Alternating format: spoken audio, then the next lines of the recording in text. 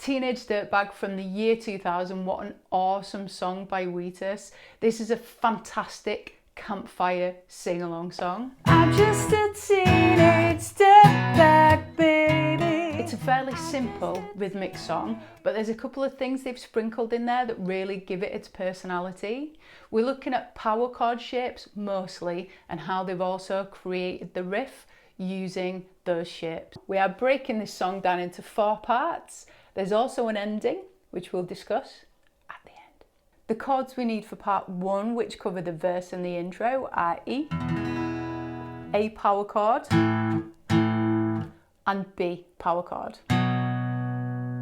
Quick example, 3, 4.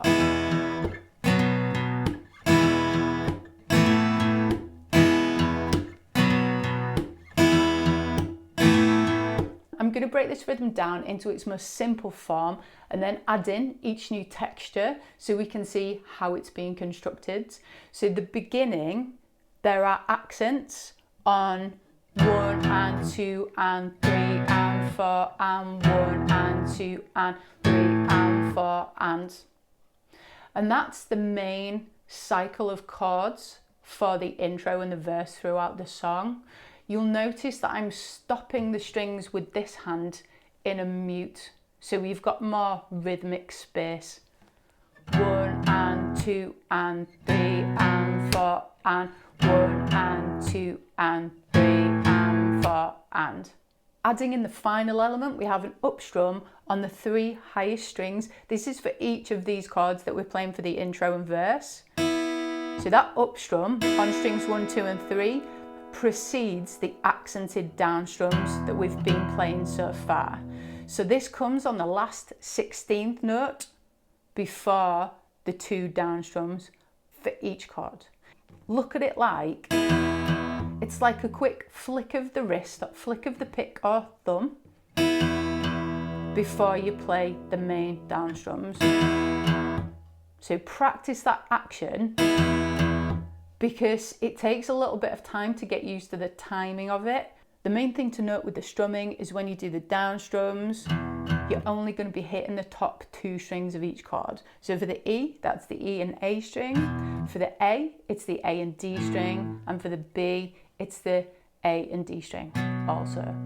A slow playthrough of the intro. 3, 4, 1 and 2 and 3 and 4 and 1 and 2 and 3 and 4 and 1 and 2 and 3 and 4 and 1 and 2 and 3 and 4 and. This rhythm goes on to play through each of the 3 verses in the song. So for each verse, you're playing 4 times round the chord sequence. We're now going to take a look at section 2, and section 2 is the pre-chorus. The rhythm is exactly the same, just the chord progression changes. In terms of the chords for this section, we have a C sharp power chord, which is on the 4th fret of the A string. We have an A power chord again, and we have a B power chord again. Rhythmically, the same as the verse, we play once on the C sharp, once on the A, and twice on the B. She doesn't give a damn about me. That chord sequence plays through twice for the pre-chorus. Now on to the big powerful strums for the chorus, and we introduce the riff. 2, 3, 4. I'm just a teenage dirtbag, baby.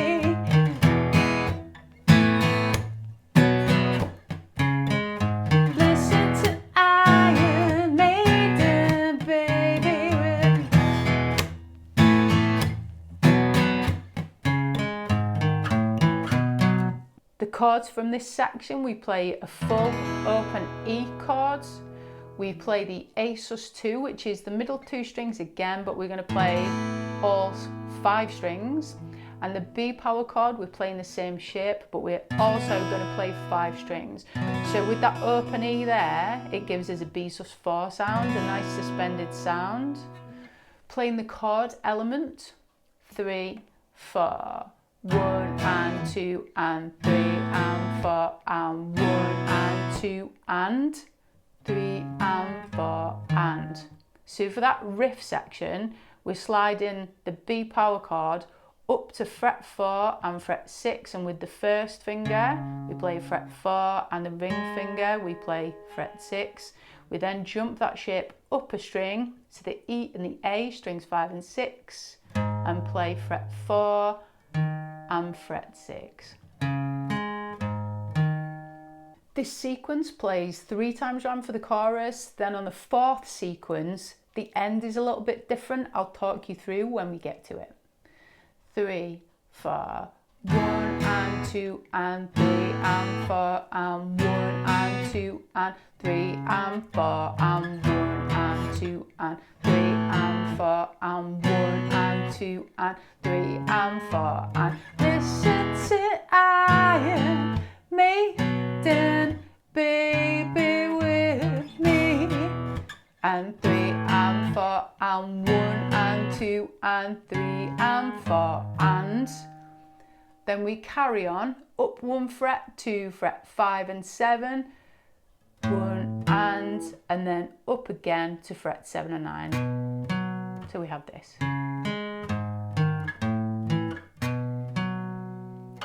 If you don't want to move that high, you can exchange the last 2 bits for the open A string and 2nd fret, D string and 2nd fret, A string, 4th fret, D string. So this is your alternate version. They play exactly the same notes, but you may prefer to play that in a place that will bring you low down the fretboard so you can get back to your E chord again. I prefer the flow of this. So the final sequence around the chorus.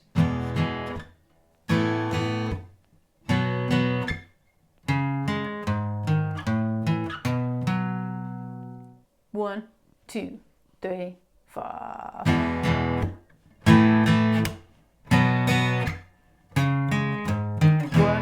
2 and 3 and 4 and 1 and 2 and 3 and 4, and listen to Iron Maiden baby with me. Ooh.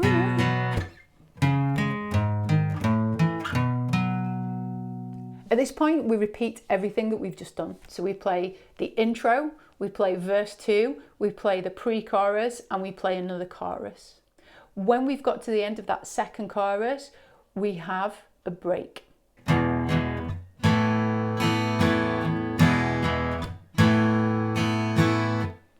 Two chords we're playing here are E and Asus2, big full strums, the rhythm, 1 and 2 and 3 and 4 and 1 and 2 and 3 and 4 and 2 and 3 and 4 and she doesn't know what she's missing. This plays with the lyrics. Oh yeah, Dirtbag. So we play those chords 3 times, and on the 4th time move up to the riff that ended the chorus. She doesn't know what she's missing. Then you do the whole sequence again. And 4 and 1 and 2 and 3 and 4 and 1 and 2 and 3 and 4 and...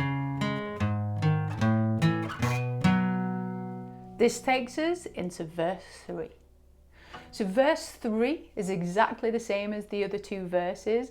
The song changes when it gets to the next chorus. So before that we have the pre-chorus, which is the same. Why does she give a damn? Then the next character comes in, the girl comes in, and we have palm muted, downstrokes. I would suggest for this on acoustic guitar, if you want it to ring out, when you're palm muting using this part of your hand, do it closer to the bridge because you'll get more of the notes to ring out and it just sounds a bit more chunky. If you do it, you lose the sound of the notes coming through if you're too further over. So come right next to the bridge. I got 2 tickets to Iron Maiden, baby. So we still have the riff in there, all palm muted the second time again. Teenage Dirtbag, baby, like. And then when he sings you, we pick up the strumming energy. Just a teenage dirtbag, baby, like you.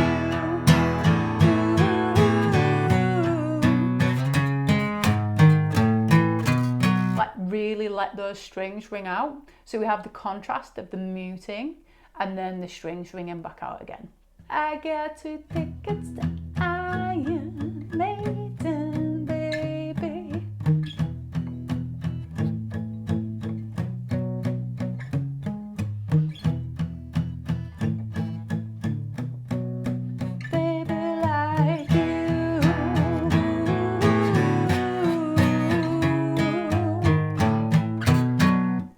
Then we are back into the break, which is exactly as it was previously. Then it takes us to the end of the song.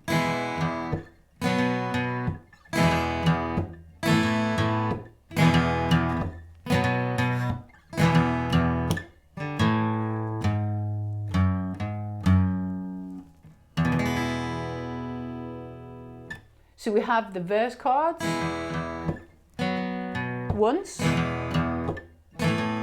And on the second time round, when we get to that final A, we play the A, then come up to the E string, string 6, play 4th fret, 2nd, 4th, 2nd, and then E chord. Here's a playthrough of the intro, verse 1, pre-chorus 1, and chorus 1, so you can get a feel for what it sounds like putting those sections together. 3, 4.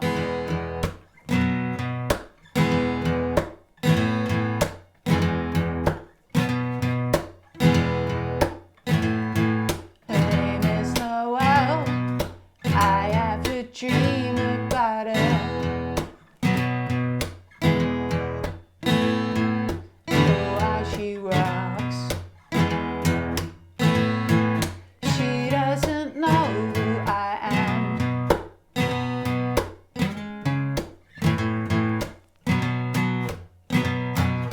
I'm just a teenage dirtbag, baby.